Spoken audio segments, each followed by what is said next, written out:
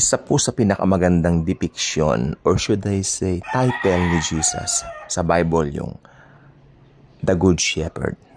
Kasi alam po ninyo, it indicates yung truth na sa isang daan, pag nawala daw yung isa, willing niya itong hanapin, iwan muna yung 99 na hindi naman nawawala. At kapag natagpuan niya itong nawawalan tupa, magkakaroon ng napakalaking kagalakan sa kanyang puso.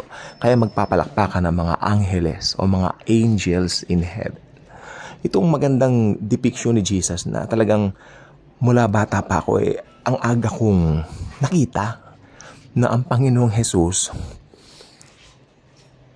siya ay talagang concerned sa bawat tao. Hindi lahat ng tao tupa niya. Kasi hanggang hindi ka born again o hindi ka naniniwala dun sa tinapos niyang gawain sa cross, never kanyang magiging tupa. Yes, He created all things, sabi ng Bible, John chapter 1 verse 3. Pero hindi lahat tupa niya. Sapagkat nakalagay dito sa John chapter 1 verse 12, sa lahat ng tumanggap sa Kanya, sila ay pinagkalooban niya na maging mga anak ng Diyos. Ang kondisyon, maniwala ka na siya ang tanging tagapagligtas ng buong mundo sa pagpapatawad ay katutubos ng ating mga kasalanan. Maliban kay Jesus, walang salvation. So ito po ay maliwanag. Alam ko, naniniwala ako, maliwanag ito sa maraming tao. No? Pero hindi lahat nakukuha nila yung revelation ng pagiging good shepherd ni Lord Jesus Christ. Ngayon, pag naniwala ka na He alone is the way, the truth, and the life, walang ibang daan maliban sa Kanya. Sabi po niya yan, no one cometh to the Father but by me or through me. O yun. Pag hindi kay Jesus, wala makakapunta sa langit. Ngayon, pag ikaw ay naging mananampalataya na ni Jesus, ginawa ka ng anak ng Diyos, at lahat ng buhay mo sa mundo, buhay na ganap at kasiyasiya. Sapagkat kay Jesus may protection ka, may blessings ka, pagpapala ka, no? Perfect ang life kay Lord Jesus.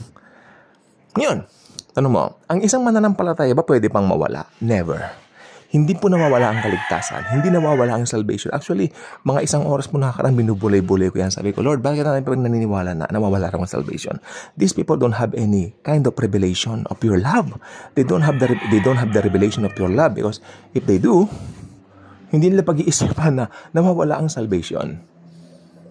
Malalaking samahan o grupo dito ng mga nagsasabing Kristiyano, nawawala raw ang salvation. So, it's more on fear that motivates them to do yung mga kanilang mga religious practices.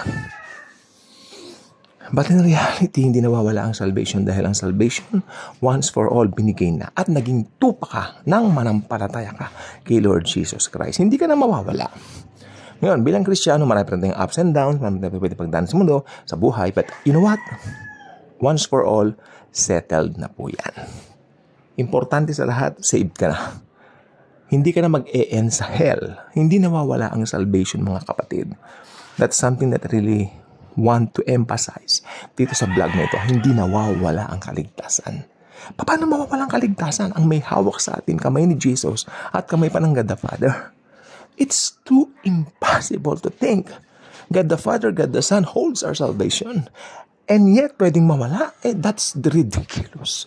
That's ridiculous thoughts. Hindi yan sinasang-ayunan ng Biblia.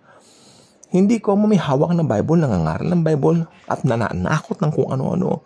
Mga out of context naman ang kanilang mga verses. Huwag kayong maniniwala sa mga yan. Yung mga nagpapatights, kailangan daw mag-ikapo. Pag hindi, susumpayin ka ng Diyos. Kalokohan.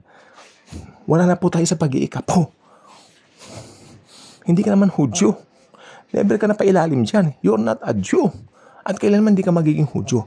Because tayo po ay mga Gentile believers. Wala. Malaya po tayo.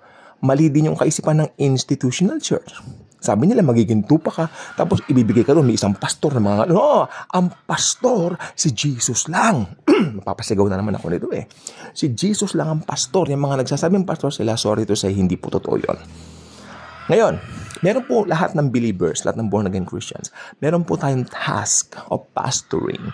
But Hindi po yung title. Yung title po kay Jesus lang. Kaya kung hindi ka pa subscriber sa channel na ito, I invite you to do so.